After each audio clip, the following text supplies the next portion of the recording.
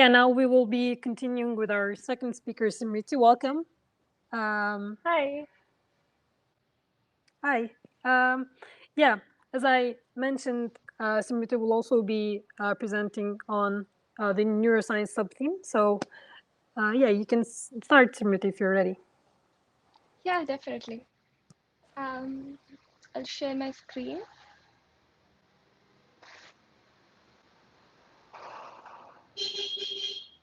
I'm sorry about the noise. Can you see my screen? Awesome. So first of all, I'm extremely glad to be a speaker here. Thank you for the invitation. I am working at Earth Bank as the head of AI, and previously I worked on computational neuroscience at KTH Royal Institute of Technology, and we'll discuss what I studied there soon. And and I'm really good at shooting, so people should be scared of me, whoever is not. And yeah, so that's an image randomly. I don't know why I put there, but it's there. So yeah. So how are you guys feeling? A lot of Rick and Morty images. So for those who don't know Rick and Morty, it's not like it's just an image that I've used to make it a little fun. And Rick and Morty is a cartoon, an adult US cartoon. So yeah, so if you want, you can put emoticon that you feel right now in the comment section. So let's begin the presentation. So when I was working at KTH on computational neuroscience, my study was mostly to predict how people think and how people lose memory in general, like in diseases like amnesia and dementia. So why does a short-term loss of memory occurs was my study. I worked on Bayesian confidence propagating neural networks, which is BCPNN. I in non-spiking conditions, which means that I worked on them in abstract conditions and condition which would be spiking, and that would be a biologically plausible condition. So the image that you see here is an image of a hypercolumn. So that's how basically neurons are visualized in the human brain. So you can see that the ones the there's like there are like several connections, and in the neurons in basically just one neuron would be active at a point, and all the other neurons would either be like giving energy to it or away from it. So that's how like a neuron works, or a hypercolumn works, which you can imagine like a cylinder and a cross section of a cylinder and the neurons there in general. So among the abilities that a sequence processing network should possess, there's the ability to let temporal context information influence the evolution of the dynamics, which is one of the most important features when it comes to BCPNN as well, which again is the Bayesian confidence propagating neural network, which I'll refer to as BCPNN throughout. So the BCPNN network, it learns sequences like associative learning, and it is able to disambiguate the sequences with the use of synaptic traces, which are the passes, low pass filter in general, which are like the filtered versions of the whole activity or the sequence that's been taking place. So we describe first how BCPNN achieves both sequence recall and sequence learning from the temporal input. And the main result is that BCPNN network is equipped with dynamical memory in the form of synaptic traces,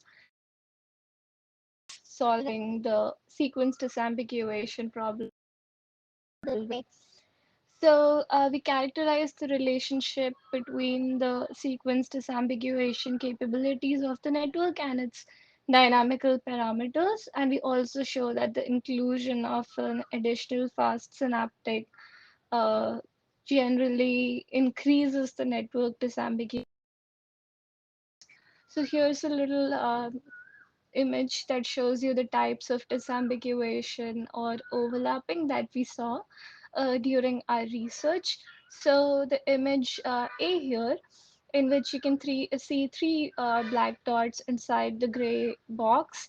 So there are basically two types of overlapping. One is sequential overlap, and the other one is representational overlap.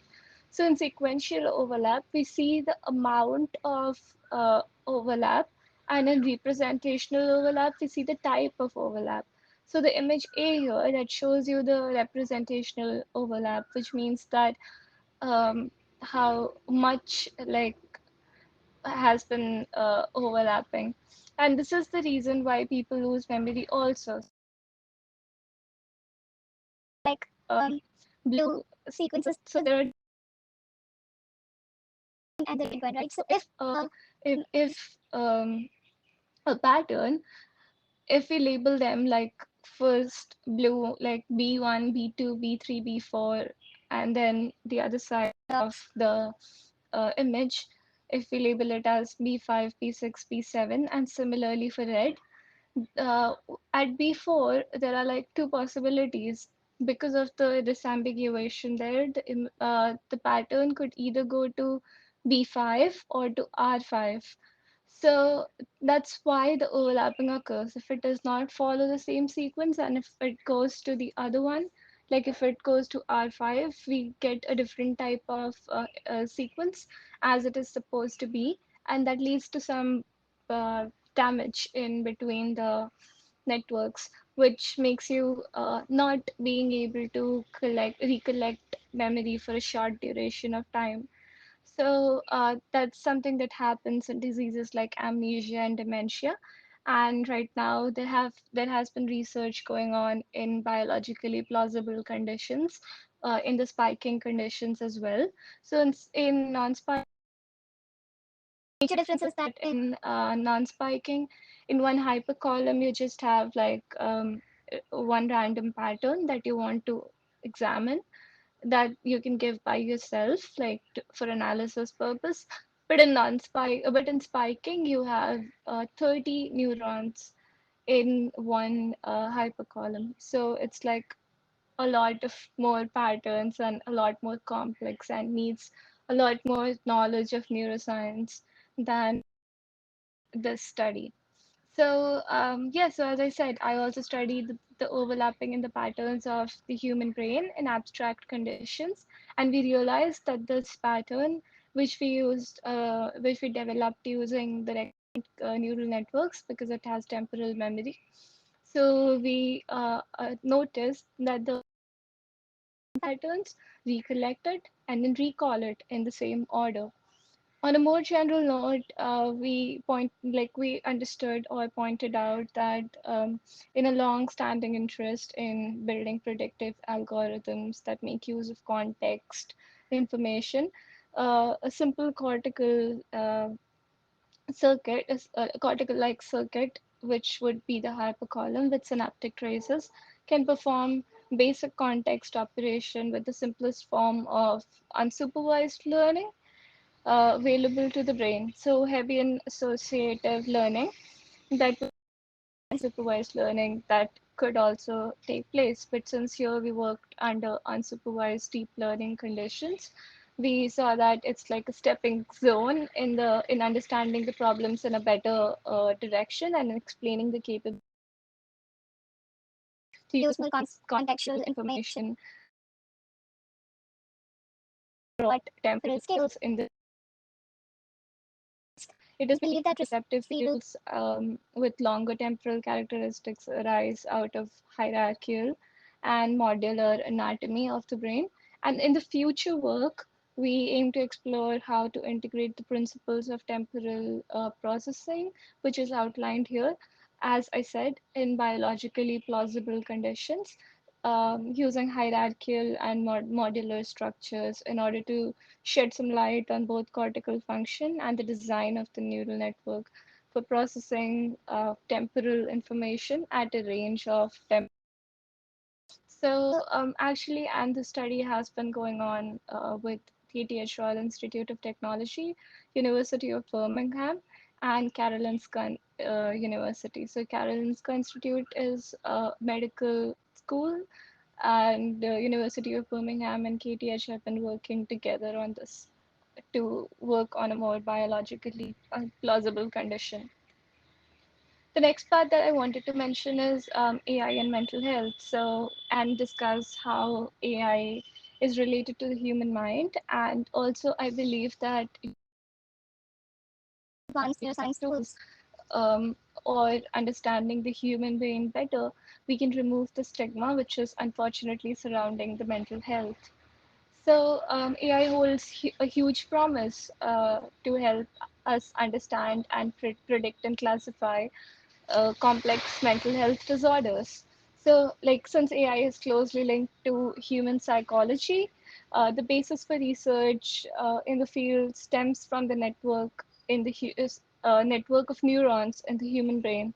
So these neurons create connections based on our perception, like, and perceptron and outside stimuli, and then transmit this information through electronic and chemical signals, allowing adaptive learning. Then AI finds its primary objective in emulating the human neurological functions, which basically mimic the neurons in the brain. Basically, as we all know, AI draws us inspiration from how they are aligned or connected in the human brain.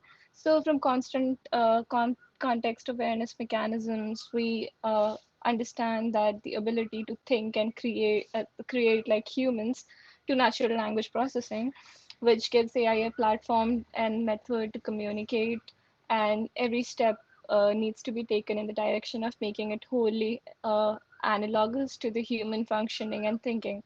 So which can like on a more logical level help us understand the complex mental health disorders. And also another thing is that usually the mental health disorders like co-occur. It's not like just one thing, just one disorder. So if you have like an anxiety disorder such as depression, it's highly likely to co-occur with a mood disorder, for example borderline personality disorder or bipolar disorder. So sometimes it gets really vague, the distance or the difference between the two. So if we understand the complexities of the mental health disorders, since AI draws its inspiration from there, it can help us understand the mental health disorders better, and hence help us solve it or treat it better in a way. Then how can AI help destigmatize mental health disparities? So if AI is used correctly and cautiously, obviously, it's very promising in understanding the complex health and disorders, and even, as I mentioned, help us in transforming mental health care. So AI can be extremely beneficial in predicting, classifying mental health disorders, as I mentioned also in point one. And AI can be, like help to subgroup the disorders, and AI can possibly achieve high accuracy as we keep developing more robust and advanced AI techniques.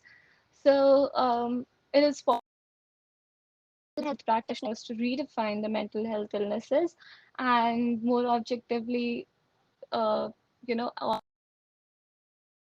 elaborately as done on the current version of DSM-5, which was updated in 2013. We can use this to identify these illnesses. Also, we can use it to identify these illnesses at a more pre-dromal stage when life treatments based on the individual's unique characteristics. Obviously, this needs to be done with a lot of caution, and a lot of research is required, and a lot of collaboration between neuroscientists and AI researchers. And I also believe the amalgamation of AI and neuroscience that goes into identifying mental health illnesses can reduce the stigma surrounding it. And it's still an issue, like as it's still an issue that's lot of parts of the world, especially in developing economies. It's still not like openly spoken about, and in a lot of developed economies as well.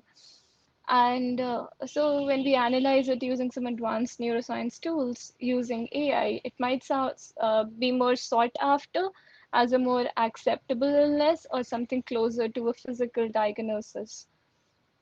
So the next point is, how can AI help us understand our complex minds? So in my experience, one of the biggest opportunities AI has in the field of neuroscience is being more biologically plausible, and the research that's more close or closer closer to the human mind, which will help us create a visual perception of unique features of human cognition, which will lead us in understanding and knowing a lot more about the human brain than we do at the moment. Obviously, human brain is like a huge mystery still to us, so that's going to help.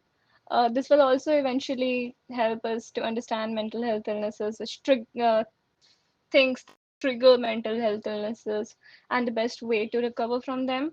And biologically inspired ANN, or artificial neural networks, and computational neuroscience attempts to understand brain networks and are gradually getting closer to the experimental neuroscience. However, this would definitely require lot more conversations and collaborations between neuroscientists and AI researchers. It's very fascinating to see how from each other and understand how the brain is further, and also create more advanced AI, like a stronger version of AI. So neuroscience has always been a key inspiration behind the history and development of artificial intelligence. And of course, there's still so much more to learn from it. And neuroscience has always like been the inspiration to make AI more human-like or more intelligent. And there are 2 points to it. One is that ANN tries to replicate and imitate human brain or human intelligence. Now, with this idea comes a structure in which, when we would envelop your idea, um, so the whole structure of AI, or the neurons that we develop artificially, is a lot similar to the ones that you find in the brain.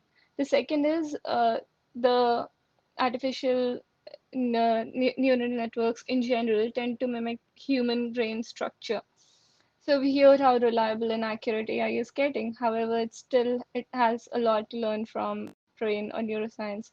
As AI networks are inspired by the structure of human brains, so are the neurons in the neural networks, and the neurons in the AI are very similar to the human biological neurons.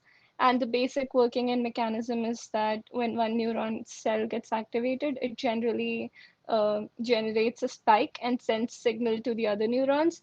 And in ANN, which are artificial neural networks, which also have interconnected neurons, when one neuron receives an input, uh, it gets activated and passes the information over to other neurons. So it works very similarly to a human brain. And in a simple example, we can keep getting better at a task we perform in real life. And in a similar way, when we train AI on a lot of data, the ANN network, which has X number of connections, and each connection is associated with a weight. The weight decides how much influence the input will have on the output, and the biases, which are constant, and an additional input into the next layer, which always have a value of 1. So during this whole training process, we keep tuning the weight from node X to Y as required. However, there's a lot to learn about the plasticity and the malleability of the human brain and try and implement them into AI. Um, it's an ongoing research to make AI more human-like. Um, so yeah, basically that's how a human brain learns as well. That's how an AI learns as well. The more data we train it on, the more we fine tune it, the better results we get. But there's still a lot of difference. Like obviously, human brain is a lot more versatile. So for example, as a human, I can walk with my eyes closed, but when model to do environment, which is walking with eyes closed, it probably won't be able to do so. Or when you talk about playing piano in the dark, I can do that, but for an AI, it's a very difficult task to do. And the next part, it's very hot here, and if I turn the fan on, it's just gonna noise. So neuroscience has always been like a key inspiration to make the network more intelligent, as also what we understood from the previous section, but I would like to elaborate a little on how complex human brain is. So, as we all know, human brains are far too complex for us to understand at the moment, and probably for a couple of years also, next couple of years also. So, I read this book called A Psychopath Inside, which is not as creepy as it sounds. Um, it's a book by James Fallon, and he explains the brain in terms of 3 cross 3 Rubik's Cube, which is still a lot more complex to understand without prior knowledge of the human brain. So this is where like AI jumps in, according to me, and can be employed in a number of ways. So using AI, we can produce some new tools or applications to come up with connections or general theoretical principles, which will help us understand the complex machine a lot better, the complex machine being our brain here. So also on a more logical level, AI can help us visualize the different patterns in a brain and try to find the underlying reason for the difference in patterns as we analyze the effects. So for example, certain types of overlapping in the brain, as I mentioned, can cause us to lose attention for a short duration of time. And this can be visualized using what I did, which was using RNNs. We can also use AI-driven tools. What part of the brain is getting more affected to understand the different mental illnesses that occur, like depression, PTSD, OCD, schizophrenia, etc., by analyzing the parts of brain that are more active and the parts of brain that are not. So, for example, like the amygdala, it triggers the fight, freeze, or flight response. So if we analyze amygdala better, we can understand a lot more about anxiety, depression, like a lot more about especially the anxiety disorders. Also, modern neuroscience tools such as multi-electrode arrays, real-time imaging, fMRI, the functional magnetic resonance imaging, can produce massive amounts of data sets that depend on AI to be analyzed with and dealt with. So, so here's Rick and Morty. And that's just like an analysis of what characters they are like. Like, yeah, it's basically useless. So, AI and anxiety. So, that's just a meme which I found cool, and that happens a lot with me actually. It's like I'm dying inside and trying to show people that I'm not. So yeah, so although we feel fear at some point, overwhelming loss of control when anxiety takes a hold of them, right? So that's the probably the difference between stress and anxiety. Like if you are at the end of the day able to control what's happening with you, then it's fine. But if it's overwhelmingly out of control, then it's not. So treatments for anxiety disorders typically include psychotherapy, medication, and alternative therapies. So, but but the research has shown that the Anxiety and Depression Association of America found that 37% of the American adults in US receive treatment. And that's such a sad number. Like if it's just 37%, there are like 73%, sorry, 63% of people who did not ever receive a therapy, which receive a treatment, which is so bad. Reasons are cost, availability, location. There are so many hurdles here. So some people may be unable to leave the house to visit a therapist. So students and also students in low income patients may find it hard to afford the talk therapy, which sometimes can cost like $100 for a 50-minute session. So there's of course alternatives to the approaches like apps, software tools have been around for a few years to aid the diagnosis and treatment therapies for anxiety. But do you think it's possible that AI could replace a therapist?